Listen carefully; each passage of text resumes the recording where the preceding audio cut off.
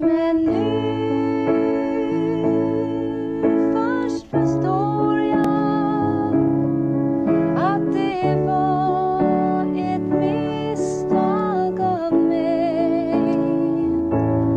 För det är du, bara du, som framför mig står.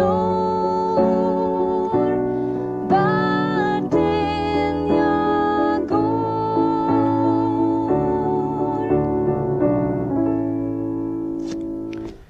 Ja, det är inte varje morgon vi kan bjuda på Agneta Fältskog in live så att säga, men nu kan vi det. Välkommen till Radio Jönköping förresten, Agneta. Tack Staffan. Det är väl nästan, jag höll på att säga, det är nästan första gången i Radio Jönköping som vi hör den här gamla låten, för det ska vi säga att det är nu, eller? Ja, det kan man kalla den. Eftersom den är 10 år. Ja, en klassiker, en raritet nästan. Ja, Jag var så kär, hette den. ja just det. Och kom 1968. 68. Det är 10-årsjubileum då, ja. Ja, precis. Och det var så det började för Agneta Fältskog då hemma i Jönköping. Ja, det var det. Skrev du både text och melodi till den här, eller hur var det? Ja, både text och melodi. Och jag sjöng den tillsammans med den här dansorkestern som heter Bernt Enghats. Så vi var ute, du vet, på helgerna och spelade dansmusik. Och det var då jag skrev den till det, egentligen. Men det blev inte platta med detsamma? Nej, utav den. vi körde den ett tag först ute bland folk och märkte att de gillade den. Och sen ville vi göra en platta som alla vill. Och då kände någon av killarna i bandet Lille Gerhard. Och då skickade vi upp ett band till honom och så lyssnade han på det och tände på min röst och på låtarna. Så kär, Agneta Fältskogs första platta alltså, året var 1968. Året dessförinnan så hade Agneta från Tegelbruksgatan 8A på Öster i Jönköping slutat realskolan efter 4 år. Agneta och jag var förresten klasskamrater på den dåvarande praktiska realskolan på Gjuterigatan, granne som den var då med den gamla flickskolan. Jag och många av mina klasskamrater fortsatte sedan till gymnasiet för vidare studier. Agneta gjorde det inte. Varför det? Nej, jag tyckte inte om skolan. Jag kände att tyvärr att det var inget för mig. Nu hade man kanske velat läsa, men nu är det liksom lite för sent. Men då tyckte jag inte alls att det var något spännande. Jag ville pröva på andra saker, började jobba och så kände jag att det var sången som jag ville hålla på med. Var du dålig i plugget? Jag kommer inte ihåg det. Jag vill inte säga. Ja, inte på alla ämnen tror jag. Men jag vet att matematik, fysik och kemi, där var jag värdelös. Jag minns det också när du säger det. Ja. Men du var bättre i engelska, va? Ja, Geografi språk och de var jag här. bra på och musik då naturligtvis. Vad fick du för betyg, kommer du ihåg det? Oh, I won't tell you. Det var ingen sifferbetyg på den tiden, utan Nej, det var A, men B det var och B. mycket Och B. sånt där. Det var mycket B, ja. Ja. Jag tror att vi var 37 stycken här. Jag tror att det finns så många namn på baksidan här. Kommer du ihåg våra gamla klasskamrater här? Ja, många av dem kommer jag ihåg. Nästan de flesta tror jag. Men du liksom jag har väl tappat kontakten med de flesta. Det blir ju så. Jag har kontakt fortfarande med Britt-Marie Åkerblom där. Britt-Marie Åkerblom. Kallad Lillan. Lillan, ja. Hon bor kvar i Jönköping. Ja, det är hon. Själv har jag mest kontakt med en fotbollsspelare numera. Han spelar i Jönköping Söder. Han heter Lars-Erik Andersson. Kommer du ihåg också kanske? Jo, men det minns jag. Att han även då var intresserad av fotboll. Ja, det var 65 det här. Jag har en annan grej här som jag ska visa dig. Det är tur, kanske. Åtminstone tycker jag att det inte är tv det här. Därför att, vad säger du om det här? Detta är, ska jag säga för alla radiolyssnare, ett gammalt klassfotografi. Taget första året när jag var 12 år och du var 13 tror jag. Ska jag beskriva dig här? Det är det intressantaste. Du har ju fortfarande det här blonda håret kvar, va, som du hade då. Ja. Men vad ska man säga, var det toperat eller hur var det? Ja, det verkar som det faktiskt. Det var toperat och spray och sånt där. Ja. Den här frisyren du hade då, Agneta, det är nästan en sån där, vad säger man, 40-års frisyr och sånt där. Ja. Det var tur att inte tv var här. Ja, precis vad jag tänkte. Ja, det är skoj när man tar fram såna här grejer. Man faller ju lite i nostalgi. Man tänker efter på sin skoltid. Det gör man. På något sätt så känns det som att det där är inte jag som har varit med om det. På något sätt. Det är ganska lustigt feeling man får. Efter den första plattan, Agneta, Jag var så kär, så kom det en till som jag minns väldigt väl, Utan dig. Ja, just det. Det var den andra. Men den gjorde vi samtidigt för att jag fick för ovanlighetens skull, för de brukar alltid, när de satsar på någon ny så där, brukar det vara högst en platta man får spela in då. Men jag fick göra 2 på en gång och det var betyg, alltså det var väldigt bra att få göra det, fick jag reda på. Kom de samtidigt, de här plattorna? Nej, de släppte först Jag var så kär. Och sen när den hade legat färdigt då på Svensktoppen så släppte de den andra direkt. Utan dig från Agneta Fältskogs andra skiva som alltså kom också den 1968. 10 år tillbaka i tiden. Vad tycker Agneta egentligen idag om de här 2 första låtarna? Ja, jag tycker fortfarande att det är ganska bra låtar faktiskt. De 2 låtarna är ingenting alls som jag skäms över att ha gjort. Som jag har gjort annat material och speciellt texterna då som jag kan skämmas över ibland och inte vilja lyssna på och sådär. Men de här 2 låtarna tycker jag är okej. Det minne jag har av dig, och då är jag fullständigt ärlig, det minne jag har av dig, det är förknippat till stor del med musiklektionerna på Praktiska realskolan i Jönköping. Du var ju inte då någon fullfjädrad artist när vi gick i första, andra, tredje och fjärde klass. Och det jag minns speciellt, Agneta, det är att du föredrog att sitta med ryggen mot klassen. Jaha. När du sjöng för oss. Ja, det minns jag. Jag skämdes enormt alltså. Jag var väldigt blyg. Ja, det var det. Ja. Men det är jag fortfarande. Jag kommer nog aldrig över det. I vissa sammanhang sådär. Man känner sig lite osäker. Men när du säger det så minns jag det väldigt väl. Att jag ville helst inte visa mig. Men ändå så ville jag göra det. När ni bad mig om det då. Jag minns detta så väl därför att jag vet, ibland fick vi till och med flytta flygen där framme för att du skulle komma i rätt vinkel, va? Ja. Och du satt och tittade mot svarta tavlan då, så sjöng du. Ja. När började du skriva texten? När började du med musik och sånt där? Ja, det var väldigt tidigt som jag började skriva. Jag tror den första låten som jag skrev, den skrev jag ju redan vid 5 års ålder. Om man nu kan kalla det låt, men det var i alla fall klink och handlade om 2 små troll, så att det fanns där från början. Kommer du ihåg den? Ja, visst. Det gör det. Vill du höra det? Ja. 2 små troll träffades en dag.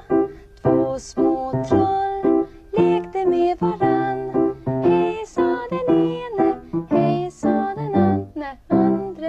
Kom ska vi leka med varann. Någonting sådär. Det kanske kan bli en platta utav den du så småningom. Nej, fy. Den skrev du själv då? Ja, ja. Och inte ens att jag hade ett eget piano, utan jag vet att jag sprang upp till grannen som bodde över och lånade deras. Så jag satt för det mesta där uppe och klinkade. Du hade väl mycket arv från din pappa, Ingvar, som är ju musikalisk och lite revyer och sånt där, va? Ja, det måste väl ha gått i arv från honom, jag förstår. Du sa tidigare att efter realskolan så insåg du att sång, det var någonting du ville syssla med. Men tidigare då? Visste du vad du ville bli? Eller var det tillfällighet som gjorde att du kunde komma in i den här branschen?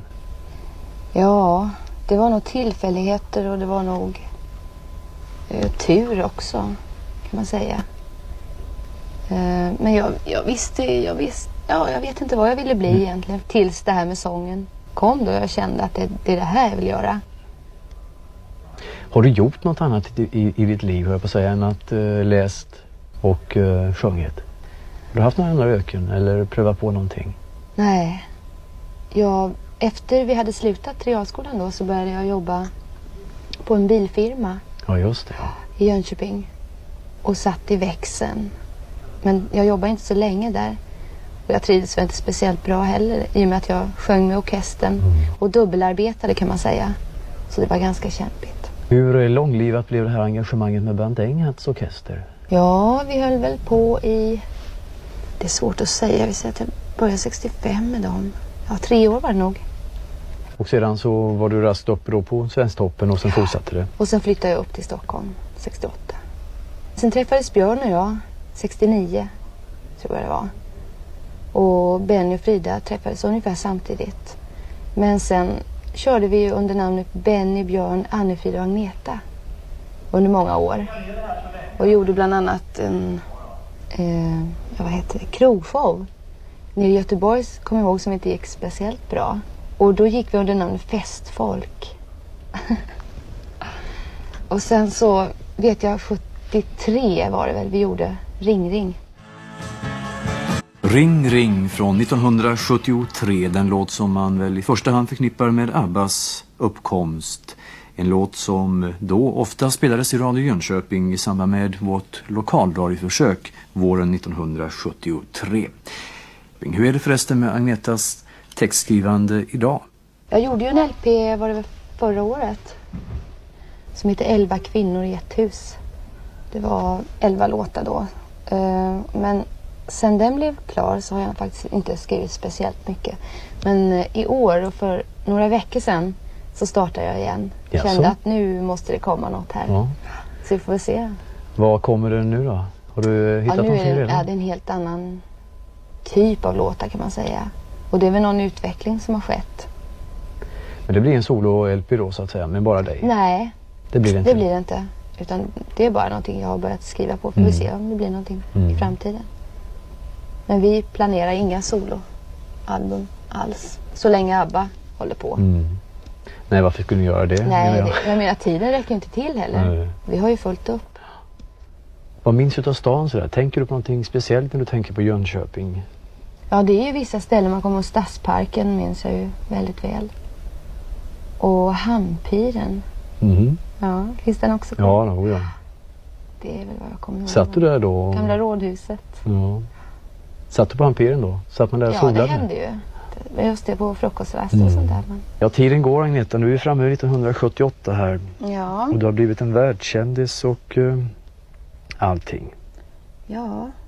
Har du förändrats på de här 10 åren? Är du samma Agneta som för 11 år sedan när vi Nej, gick i det är görskolan? jag ju inte. Lika lite som du är samma Staffan liksom. För att man förändras som människa hela tiden.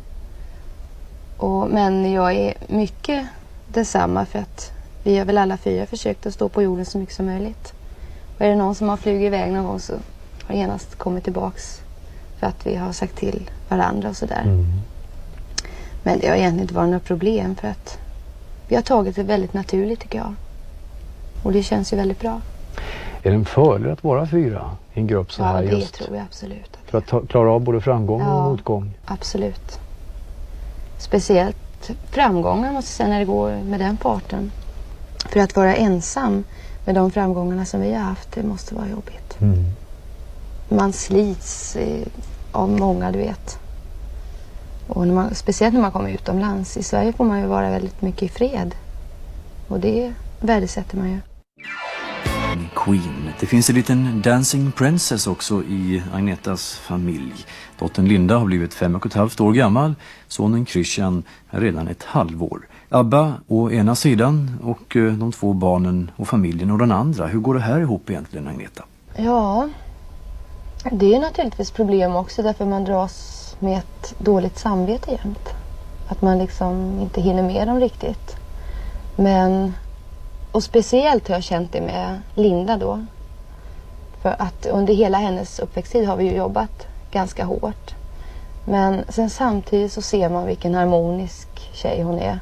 Och vaken och allting. Så att jag bryr mig inte om att ha dåligt samvete längre för att det behövs inte alltså. Och hon har alltid fått den fördelen att vara hemma i sin egen miljö.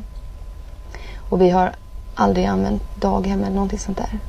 Det kan väl i och för sig vara bra att det finns men jag tycker inte om det riktigt. Och då har hon fått vara hemma i sin miljö och det tror jag har gjort väldigt mycket. Och sen har vi haft bra hjälp alltid då. Och vi har farmor och farfar som är pensionärer som också kommer upp väldigt ofta och tar hand om henne. Eller dem. Så jag ska inte ha dåligt samvete för killen nu. Nej. Det finns ingen anledning. Har du någon gång funderat på att nej, nu klarar jag inte av det här mer. Nu måste jag hoppa av här eller nu vill jag ta ett sabbatsår i alla fall och vara hemma hos barnen. Eller har Björn kanske känt så? Nej, det tror jag inte, men jag har ju känt så. Men vi har väl pratat om det där och kommit fram till att vi ska jobba ifrån oss nu ett tag för att kunna vara med. För jag menar, barnen behöver den alltid. Även om de är uppe i 10 års ålder så behöver de en lika mycket. Så att om vi jobbar ett par 3 år till så kanske vi har råd och har lust att hoppa av ett tag och ta det lugnt. Ja, råd har ni väl redan? Eller har ni inte det? Ja, du vet. Skattemässigt så betalar vi ganska mycket skatt. Jag ska inte fråga Men, hur mycket för att det är ju så inte intressant. Men det här med pengar och framgång, Agneta, vad är svårast att klara av? Vad irriterar dig? Vad är det som är problemet när man blir en stor artist och uppmärksammad? Sitter på alla väggar och är på någon veckotidning varje vecka. Jag menar, vi journalister har ju en förmåga att ibland skriva saker och ting som inte är helt med sanningen överensstämmande. Ja, det är lite jobbigt. Men sen å andra sidan så förstår vi ju er också, därför att vi kan ju inte längre ställa upp på alla tidningar. Det finns ingen möjlighet att hinna med överhuvudtaget. Inte utländska heller. Och vad ska tidningarna göra då? De måste ju skriva någonting. Och när de inte får svaret av oss själva så hittar de på alltså. Och det är bara någonting som man får ta. Man får vänja sig vid det. Struntar du i allting utav det som skrivs som är dumt så att säga? Eller går du och gnager på det? Ja, det beror på vad det är. Om det är väldigt orättvist så blir man ju ledsen naturligtvis. Men för det mesta vad det gäller oss så tycker jag nog att de har varit ganska snälla. Om vi ska avsluta, Agneta, med att att du gör en liten 10 topp på era låtar. Vilka är de bästa tycker du? Menar du Abbas? Ja, Abbas. De 10 bästa? Ja, eller de bästa, de allra bästa. Ja, det är svårt att säga. Fernando tycker jag är bra. Dancing Queen. Money, Money, Money. Take a Chance on Me. Ja. Det är så många nu så att du kanske inte ens kommer ihåg dem. Nej, jag kommer inte ihåg. Alltså. Det lustiga är att man lyssnar så väldigt sällan på det själv. Man lyssnar när vi gör en ny platta. Så lyssnar man så intensivt då. Så att sen när den är klar så lyssnar man inte mer. Jag sätter aldrig på en platta. Så får du göra det istället.